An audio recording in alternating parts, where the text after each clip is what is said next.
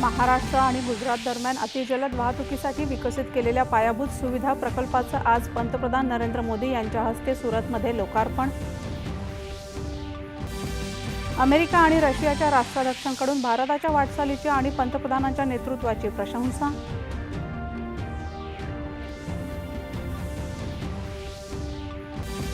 ब्रिटनच्या परराष्ट्र मंत्री युवेट कूपर यांनी घेतली पंतप्रधानांची भेट. भारत ब्रिटन दृढ सहकार्य जागतिक हितासाठी उभय देशांचे संयुक्त प्रयत्न अधिक मजबूत करेल, पंतप्रधानांचा विश्वास. रालोआ सरकारने ईशान्य भारतातील हिंसाचाराचा युग संपुष्टात आणून या प्रदेशाचा चेहरा मोहरा बदलला, केंद्रीय गृहमंत्री अमित शहा यांचे ईशान्य परिषदेत प्रतिपादन.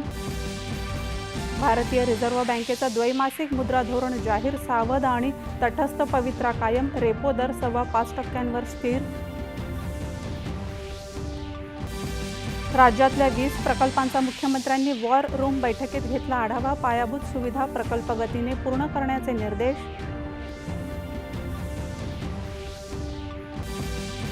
इयत्ता 11वी केंद्रीय ऑनलाईन प्रवेश प्रक्रिया 2026-27 अंतर्गत नियमित दुसऱ्या फेरीचं वेळापत्रक जाहीर.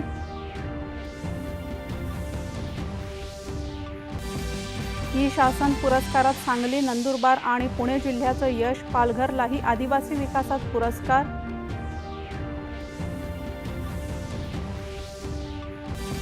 हवामानासाठी आणि आपल्या भविष्यासाठी निसर्गाकडून प्रेरणा ही आजच्या जागतिक पर्यावरण दिनाची मध्यवर्ती संकल्पना. यानिमित्त ठिकठिकाणी विविध कार्यक्रमांचं आयोजन. ज्येष्ठ नेते आणि माजी मंत्री अनंतराव थोपटे यांचं वयाच्या 93व्या वर्षी पुण्यात निधन. मुख्यमंत्री आणि उपमुख्यमंत्र्यांकडून शोकभावना व्यक्त.